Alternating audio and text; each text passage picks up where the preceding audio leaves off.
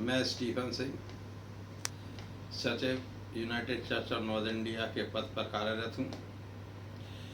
एक व्यक्ति संजीव सूदन नाम का, उसने CNI के साथ मिलकर आपसी साठगांठ करके एक झूठा फर्जी मुकदमा मेरे ऊपर थाना नवाबाद में दर्ज कराया, जिसका नंबर 254/2022 है। यह मुकदमा 2 एकड़ संपत्ति के बाबत है जो क्रिश्चियन कॉलेज कैंपस में स्थित है। उसको वो अपनी संपत्ति बताते हुए उसने ये झूठा एवं फर्जी मुकदमा मेरे एवं माँ पीताम्बरा डेवलपर्स पे कराया है।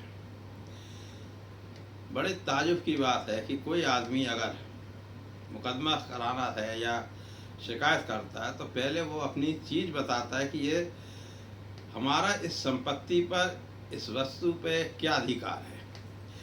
इस संजीव सूदन नाम के व्यक्ति का उक्त 2 एकड़ के संपत्ति के बाबत पूरे देश भर में किसी भी माननीय न्यायालय में उसके संपत्ति के बाबत कोई भी फैसला, कोई भी निर्णय उसके पक्ष में नहीं है, एवं ना ही उसका कोई भी मालिकाना हक का फैसला उसके पास है।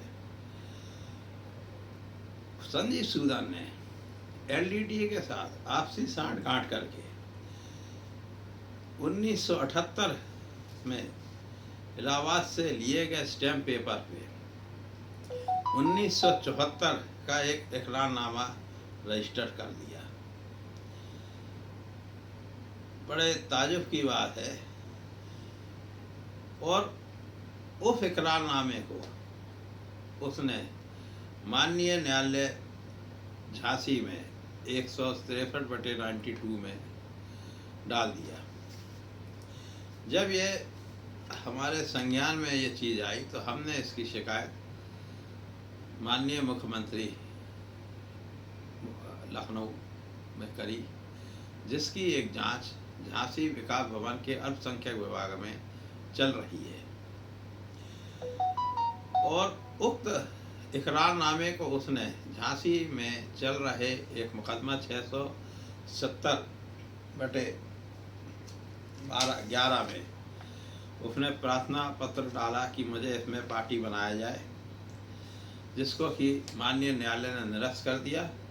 उसने 474/2014 माननीय उच्च न्यायालय में उसको चुनौती दी। माननीय उच्च न्यायालय ने भी उसको खारिज कर दिया और यह कह के खारिज किया कि जो इकरारनामे आप बता रहे हो उसके संबंध में आप अपना कोई भी मालिकाना हक नहीं साबित कर पाए। The revisionist has failed to show that he has acquired any interest, right or title in the suit property which would be adversely affected if the sale deed is registered. उन्होंने खारिज कर दिया। इनके कोई भी राइट किसी न्यायालय ने नहीं माने।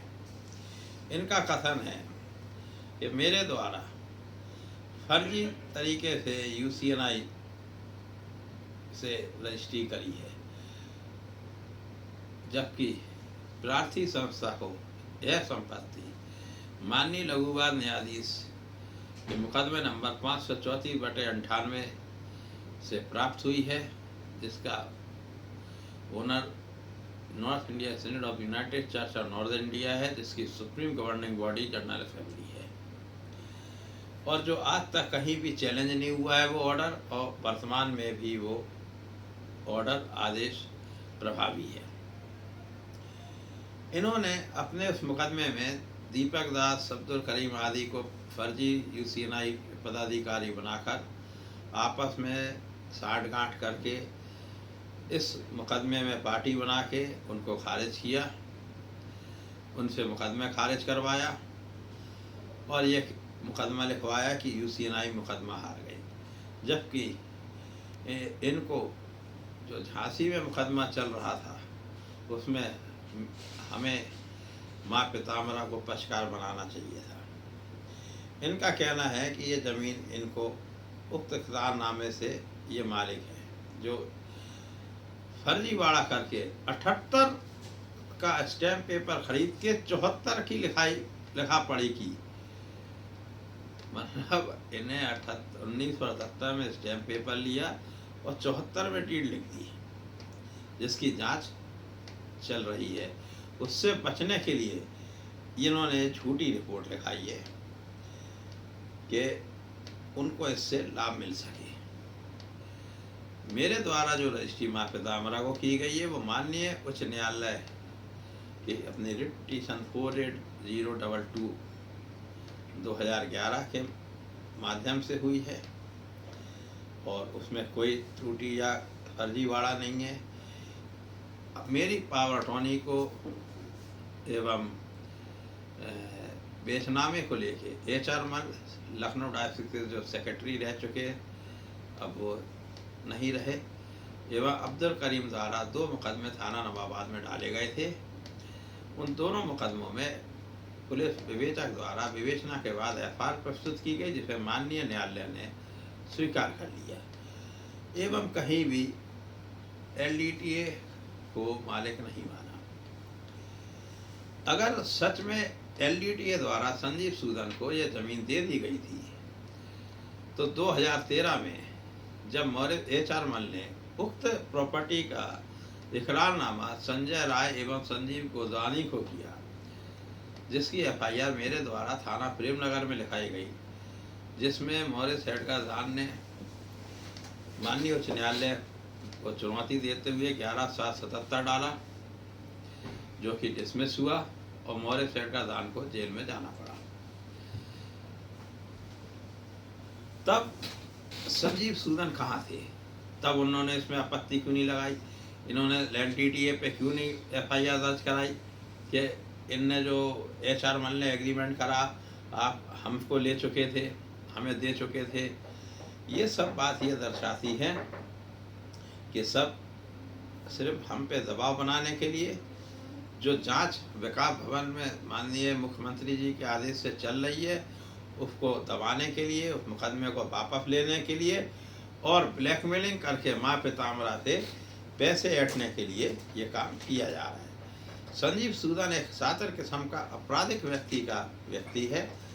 उसने LDTA CNITA से 1990 में CP मिशन ग्वालियर रोड पर स्थित जमीन के बदले कृष्णा कॉलेज में 33,000 स्क्वायर फीट जमीन ली और कोर्ट माननीय न्यायालय को गुमराह करके 1 डिग्री हासिल की और यूसीनाई के पदाधिकारी फर्जी बनाकर LDTA के बनाकर आपस में मुकदमा चला और माननीय उच्च न्यायालय में इन्होंने राजीनामा 2008 में कर लिया और खंड करके उस जमीन को बेच दिया, जिस पर एक स्टैम्प घोटाला भी माननीय जिलाधिकारी रेवेन्यू के आदेश से चला गया, जिसमें इनके ऊपर 2,98,900 रुपये आरोपित किया गया था, जो कि इन्हें भरा।